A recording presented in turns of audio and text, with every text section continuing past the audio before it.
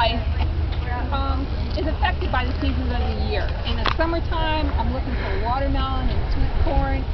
In the fall, I want to eat pumpkin pie. And in the winter, you might go sledding or skiing. And your food and activities tend to be influenced by the seasons. And that would have been true for the Powhatan Indians as well, except they didn't talk about 4 seasons. They talked about 5 seasons. So we're going to talk about their 5 seasons. Right now, we're standing at a garden. The women and children would have been gardeners and gatherers, and they're going to provide about 50% of their family's food.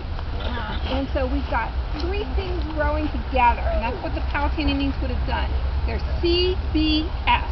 Start with letter C, letter B, and letter S. Anybody know what the 3 things are growing together? You can see corn, squash, and beans. Corn, beans, and squash were together. And this is the basic tool that a Powhatan woman would have been using. It's a digging stick. And basically your garden is like this. Summertime is the time when there's food to eat.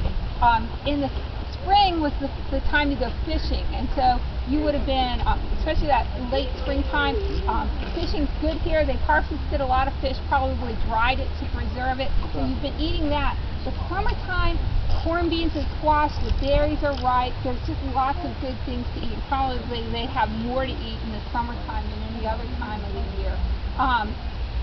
Then we'll talk about fall. Fall they divided into 2 seasons, and it kind of makes sense.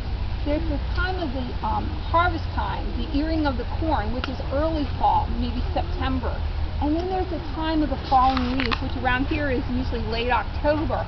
And late October, the time of the falling leaves, is the time when you go big game hunting, which is true today.